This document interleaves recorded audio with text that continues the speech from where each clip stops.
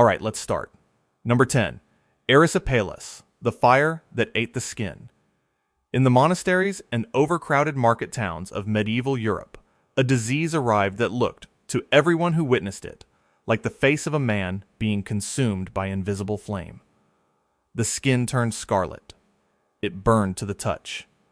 It spread across the face and neck in waves, and the people who saw it had a name for it that tells you everything about how terrified they were.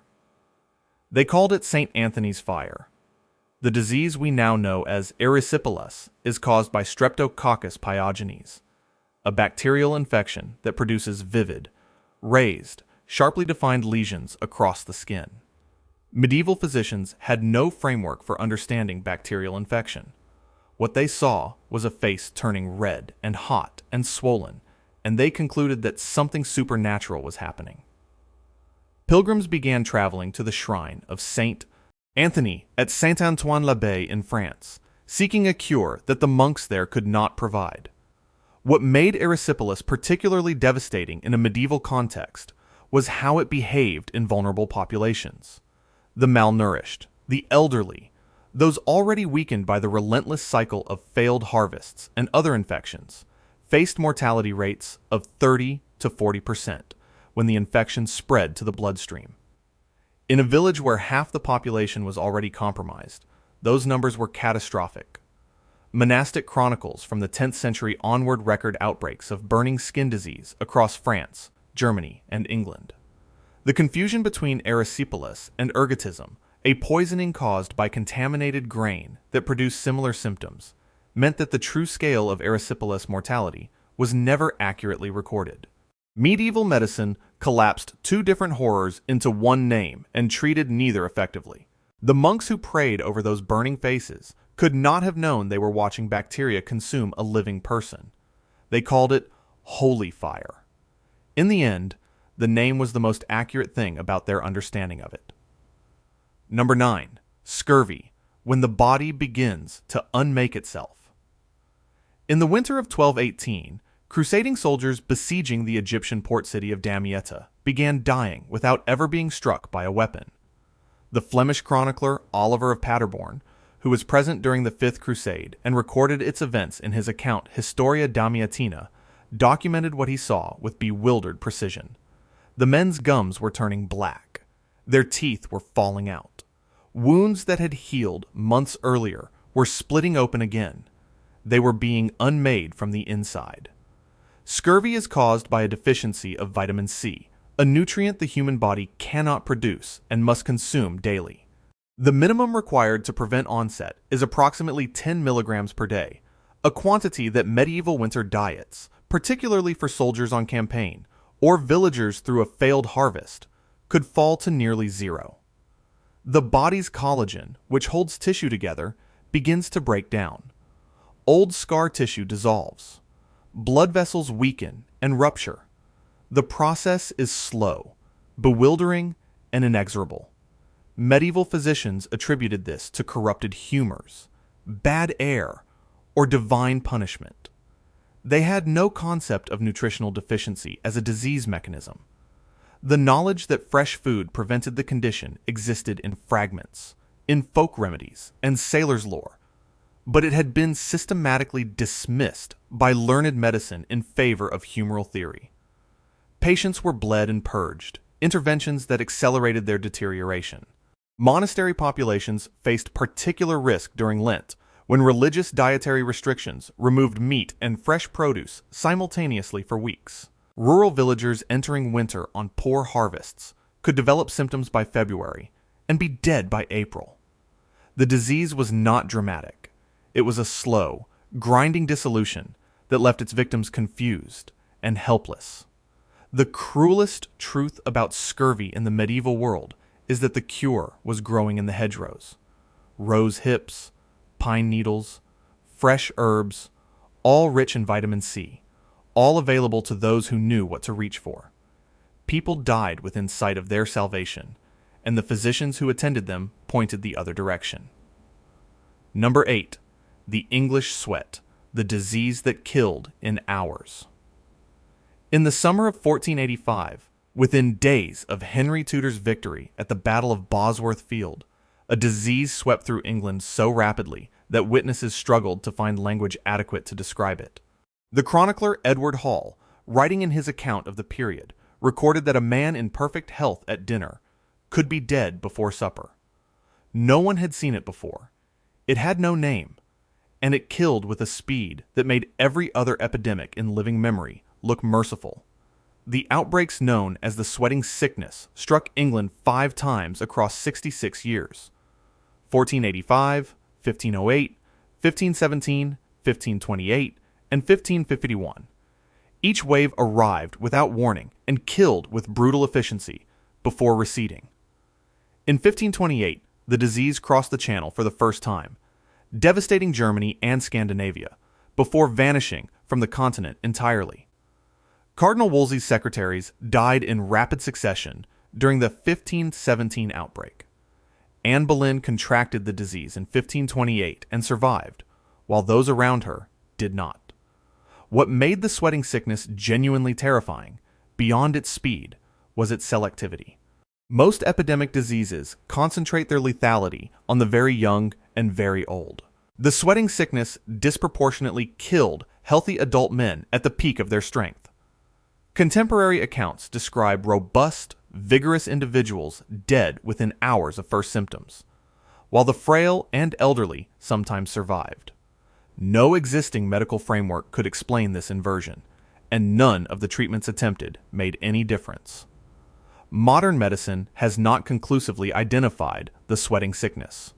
Proposed candidates include hantavirus, an unidentified arbovirus, and a novel strain of influenza, but no consensus has emerged. The disease's pattern, its selectivity for the healthy, its geographic restriction to England for 4 of its 5 outbreaks, and its complete disappearance after 1551 do not match any known pathogen. 5 times it came, 5 times it killed, then it stopped. Whatever the sweating sickness was, it has never returned, and we still do not know what it was. Number 7. Cholera, death by thirst in a world of water. Medieval chronicles describe a disease that could reduce a healthy person to a desiccated corpse within 24 hours. A disease that worked by turning the body's own fluids against it and pouring them out in waves until nothing remained. In the open sewer towns and river-adjacent villages of medieval Europe, where drinking water and wastewater occupied the same geography, the bacterium Vibrio cholerae found conditions close to ideal. The disease kills through profound dehydration. It does not destroy tissue directly.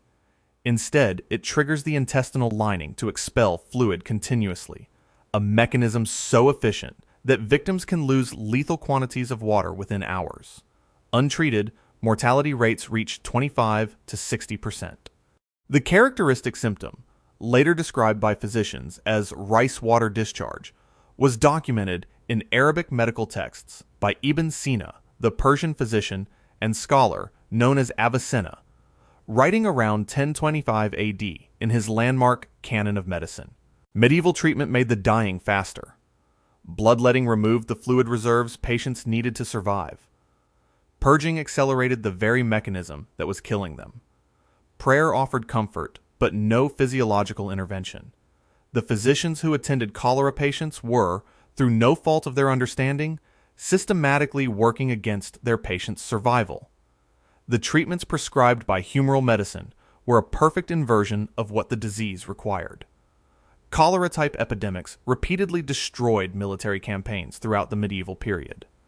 The Eighth Crusade of 1270 saw the death of Louis IX of France, attributed by modern historians to a severe gastrointestinal epidemic, most likely typhoid or cholera, contracted during the siege of Tunis.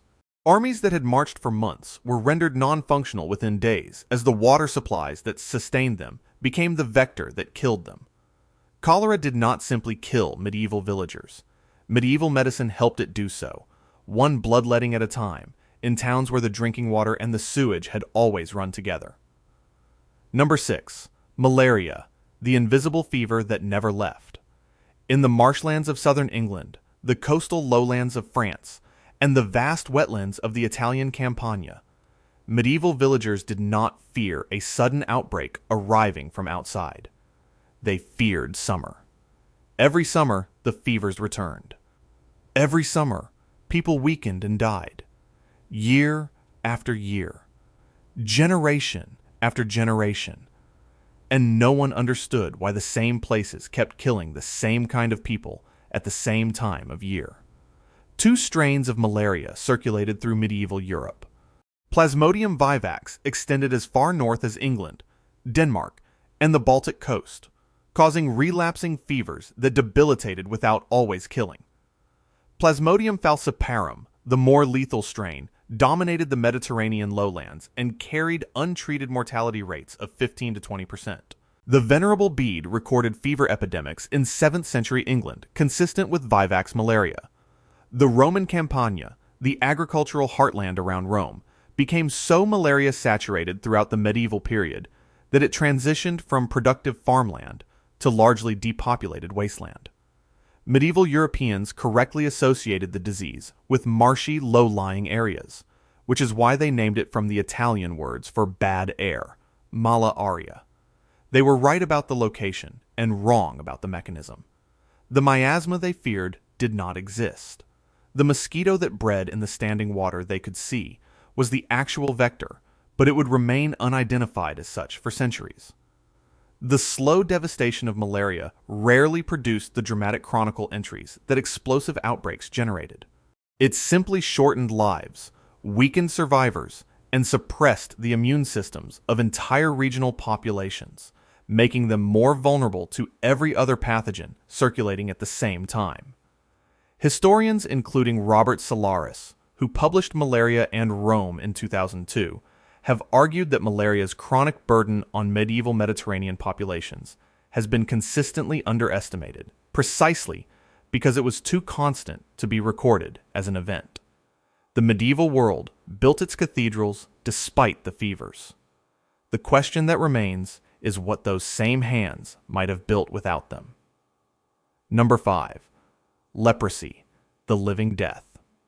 In 1179, the Third Lateran Council issued a formal decree that codified in canon law what medieval society had already been practicing in custom. Those confirmed as lepers were to be separated from all human contact.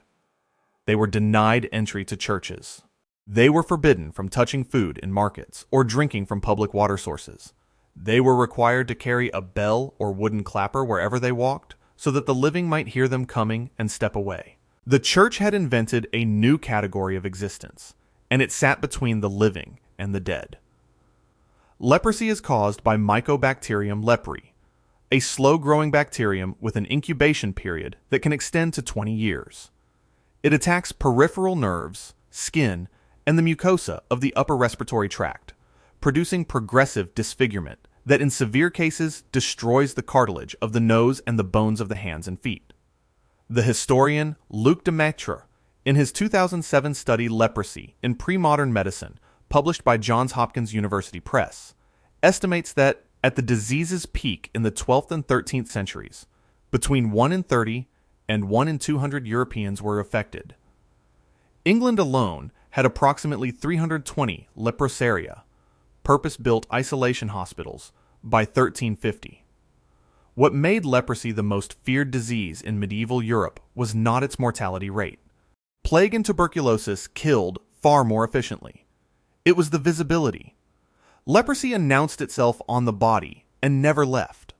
It transformed the living into something that medieval theology struggled to classify. The diagnosis ceremony was performed not by a physician, but by a priest, who pronounced the sentence of social death over a living person kneeling beneath a black cloth while the office of the dead was recited around them. Paleopathological evidence confirms the scale. Mass burial sites at Winchester in England and across Denmark show skeletal remains with the characteristic bone erosion of the hands, feet, and facial skeleton that leprosy produces. Researcher Charlotte Roberts at Durham University has documented extensive archaeological evidence of leprous populations across medieval northern Europe. After the Black Death of 1347 to 1353 struck, leprosy began to decline sharply, a pattern Roberts and others have attributed to the possibility that the plague selectively killed immunologically weakened leper populations while driving selection for tuberculosis resistance in survivors. And tuberculosis and leprosy share immune pathways. When the Black Death came for the lepers of medieval Europe, did it find them already in their graves or only in everything but name? Number 4. Measles, the killer that hid behind a rash. In approximately 910 AD, the Persian physician Muhammad ibn Zakaria al-Razi sat down and produced the first scientific description of measles ever committed to paper. His treatise, known as the Kitab fil Jadari wa al-Hasba, the book on smallpox and measles, correctly distinguished the two diseases on clinical grounds and described their progression with an accuracy that would not be surpassed in European medicine for nearly 1,000 years. Al-Razi understood that he was describing two different diseases. Medieval Europe, for most of the medieval period, did not. Measles is caused by the morbillivirus, and it is among the most contagious pathogens ever identified. A single infectious person moving through a non-immune population will infect an estimated 12 to 18 others, a transmission rate that dwarfs most epidemic diseases. In isolated medieval villages experiencing the virus for the first time, mortality could reach 20 to 30%. The English chronicler Matthew Paris recorded devastating child mortality during the epidemic of 1224, and major epidemic pulses struck roughly every 2 to 5 years across medieval Europe as new susceptible child populations accumulated. What medieval physicians could not have known, and what researchers including Michael Mina at Harvard and his colleagues documented in a landmark 2019 paper published in the journal Science, is that measles causes immune amnesia. After infection, the virus systematically destroys the immune memory cells that the body has built up over years of surviving previous illnesses. Survivors of measles emerge with their immune systems partially reset, vulnerable to diseases they had already defeated.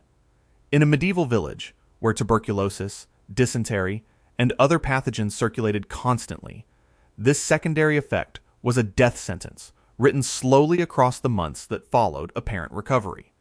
The English chronicler's records of epidemic years show elevated mortality extending well past the initial measles outbreak, a pattern now explicable by the immune amnesia effect. What looked like unrelated subsequent illness was the predictable consequence of the measles that had already passed through. The disease did not stop killing when the rash faded. Measles did not just kill the children it infected. It left the survivors naked before every other disease that followed. And in a medieval village, that was a death sentence written slowly across the seasons that remained. Number 3. The Plague of Justinian, the First Great Death. In 541 AD, a merchant ship arrived at the Egyptian port of Pelusium, carrying grain from Ethiopia. The cargo held rats. The rats held fleas. The fleas carried a bacterium that had been circulating in rodent populations of Central Asia for centuries, waiting for a vector that would carry it into the densely connected trade networks of the ancient world. Within months, it had reached Constantinople. Within years, it had reached the edges of the known world. The ancient world would not recover. The court historian Procopius of Caesarea was present in Constantinople during the plague's arrival in 542 AD and recorded its progression with harrowing precision in his account known as the Secret History. He described the appearance of swollen, blackened growths in the groin, armpit, and neck, the delirious wandering of the infected through the streets, the bodies piling faster than the living could bury them. Procopius recorded that at the outbreak's peak, Constantinople was losing 10,000 people per day. Modern historians consider the figure likely exaggerated, but representative of mortality on a scale the city had never experienced. Emperor Justinian III himself contracted the disease and survived, one of the few documented survivor accounts from the epidemic's epicenter, recorded by his court physician, Aetius of Amida. Ancient DNA analysis, published in The Lancet, Infectious Diseases in 2014 by researchers including David Wagner, confirmed what historians had long suspected. The pathogen responsible was Yersinia pestis, the same bacterium that would return 8 centuries later as the Black Death. The plague of Justinian was the first recorded pandemic of bubonic plague, and it ran for over 2 centuries in successive waves from 541 to approximately 750 AD, striking the Byzantine Empire, Sassanid Persia, the Arabian Peninsula, and Western Europe repeatedly. Total mortality estimates range from 25 to 50 million dead, representing between 13 and 26% of the estimated world population at the time. Historian Peter Saris, whose research on the Justinianic plague has been published across multiple peer-reviewed works, argues that the epidemic was a direct contributor to the collapse of Justinian's reconquest of the Western Roman Empire. The armies that had retaken North Africa and Italy simply ceased to exist as functioning forces. The tax base that funded them evaporated. The administrative infrastructure that sustained them depopulated faster than it could be rebuilt. The Rome that Justinian spent his life trying to restore died in the holds of grain ships from Egypt. What came after, the fragmented, feudal, plague-shadowed world we call the Middle Ages, was built on its bones. Number 2. Smallpox, the pocked face of medieval terror. In 910 AD, Al-Razi completed his treatise distinguishing smallpox from measles, the first document in human history to describe the two diseases as separate clinical entities. He noted the fever, the progression to pustules, the characteristic scarring, and the death rates he had observed. He also noted something that medieval Europe would not formally act on for nearly 800 years, that those who survived never caught it again. The principle of immunity was there, in writing, in Arabic, in the 10th century. The tragedy of smallpox in the medieval world is not that the cure was unknown. It is that the knowledge existed and was not used. Variola major, the severe form of smallpox, carried mortality rates of 20 to 60% in unvaccinated populations. It was endemic across medieval Europe, with major epidemic pulses striking every 5 to 7 years as new susceptible populations of children accumulated. It left survivors permanently disfigured, the characteristic pocked scarring so common that medieval manuscript illuminations and later panel paintings show pocked faces as routine rather than notable. The epidemic of 1241 is recorded across multiple European chronicles as a period of widespread child mortality and general social disruption. It was not an exceptional outbreak. It was a bad year in a relentless sequence of bad years. The practice of variolation, deliberately infecting a patient with material from a mild smallpox case to produce immunity without full disease, was documented in China from at least the 10th century and was established practice in the Ottoman Empire and Circassian regions throughout the medieval period. Lady Mary Wortley. Montague observed and documented the Ottoman practice in 1717 and described it as long established and routine. The knowledge that deliberate mild infection prevented lethal natural infection had existed for centuries before European medicine acknowledged it. Medieval European physicians rejected inoculation on theoretical grounds, arguing that it violated humoral principles. They continued to rely on bloodletting, purging, and isolation. Meanwhile, the disease moved through villages and cities in its relentless 5 to 7 year cycles, pocking the faces of survivors and filling the graves of those who did not survive.